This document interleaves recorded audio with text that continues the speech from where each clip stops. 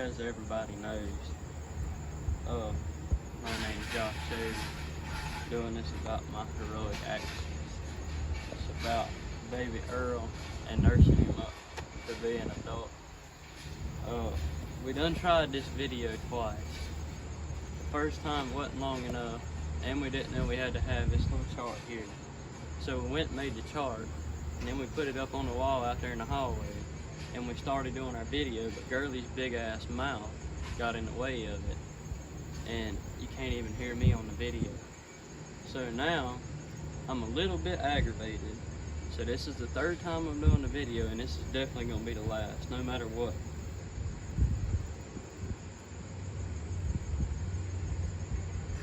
Anyhow, so what is that word? Exposition. Oh yeah, okay, so the exposition, like the beginning of it all. So we're gonna start out. We had Earl's mama, a few other cows in the pasture with Hugh. Hugh's our big bull, or the breeding bull. He's Hamburger now, but at the point in time he was the breeding bull. So it starts out, I guess you can just imagine it must have been a nice, not too hot, not too cold night. The moonlight coming down on top of the pastures, and just Hugh, he was just feeling good. So he was like, tonight's the night. So he put on his nice tuxedo, went out to the grocery store and got him a nice high dollar bottle of wine and some cheese, and set up his little table out there.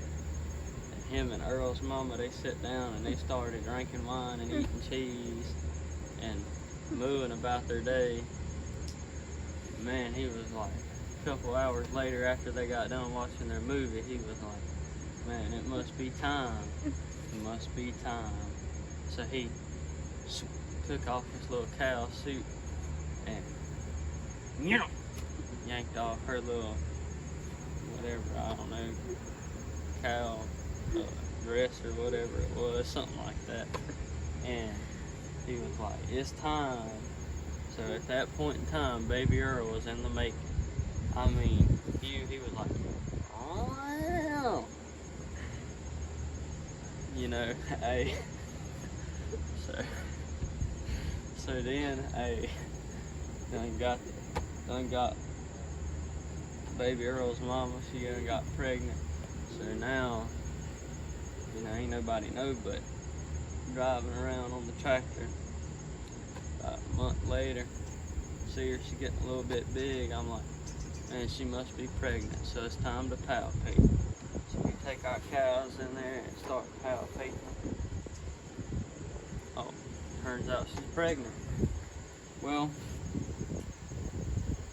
when we did our last checkup on baby Earl, we could tell he was a little bit big. And his hooves were a little bit too big because she was eating too much grain, so we knew that it was probably going to be a C-section baby. Well, in her course of pregnancy, something happened and her hip got messed up, so now she's like this.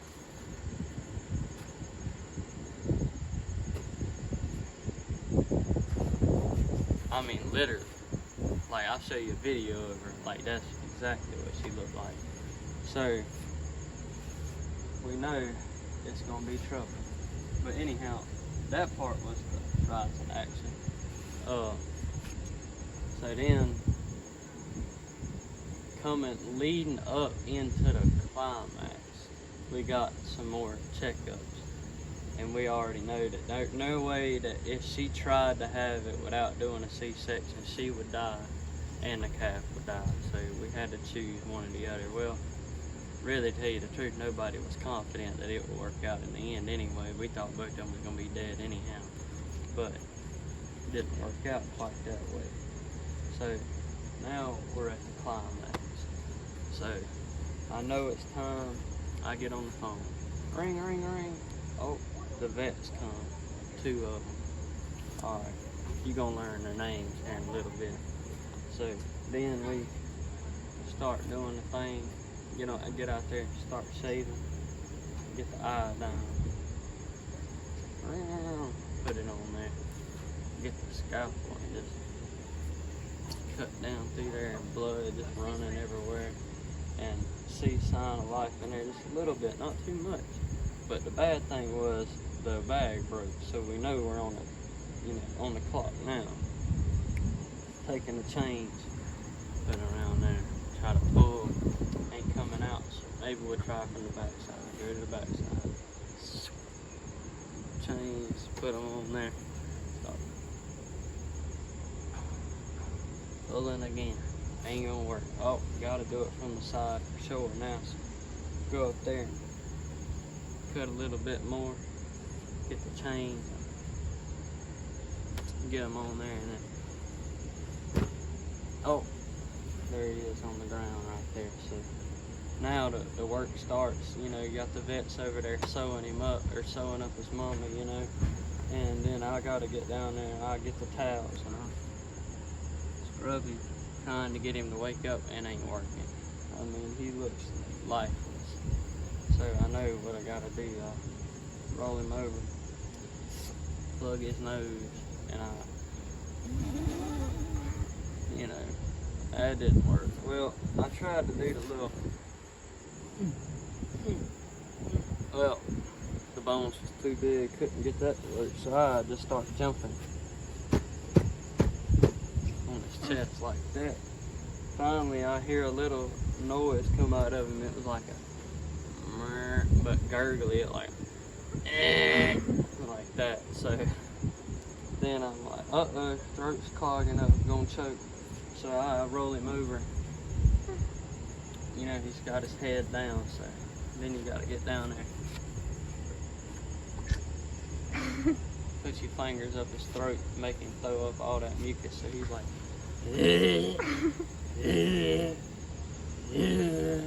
oh, and then it just comes up, so he's laying there, well, it's all up, so now he can breathe at least. And he's trying to do his little,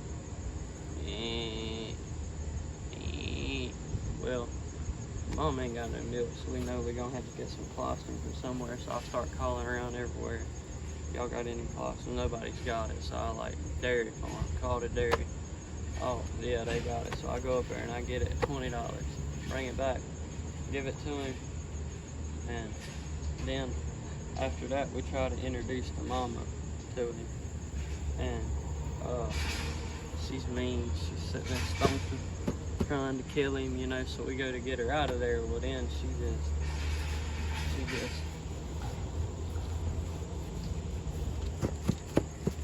and then it's like, damn, we might die, but you never know. So then we get her over in a crowd, she starts tearing stuff up all the time. But anyhow, that's about it for the climax part of the thing. Now we get into the falling action. So, then you got, we out there, we gotta mix up the milk all the time, feed it and everything.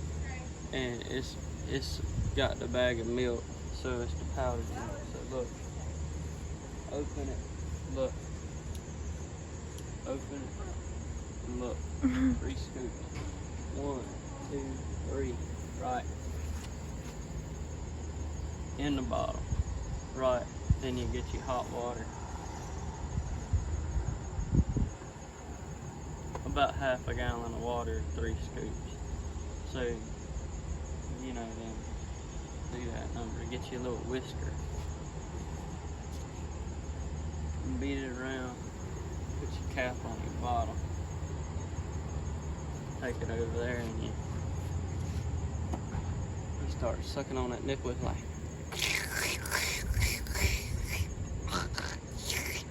milk running down his face. You can tell he's really liking it.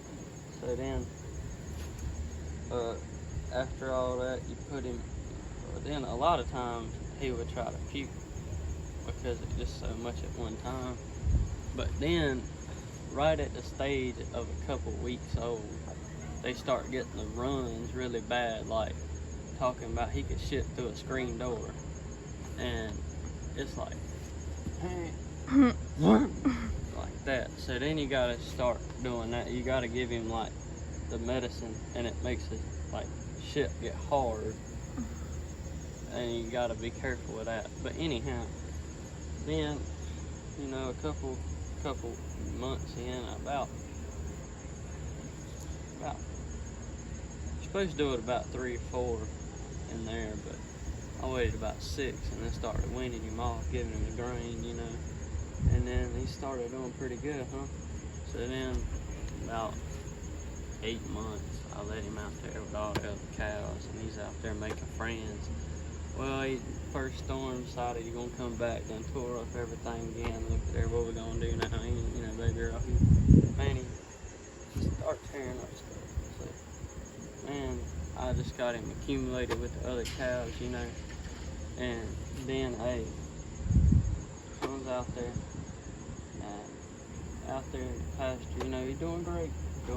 Now he's living the best life out there with all the other cows. But anyhow, the people that really was in this and helped me through it all, and it sort of was a little bit of inspiration. There was some that was more, some that was less.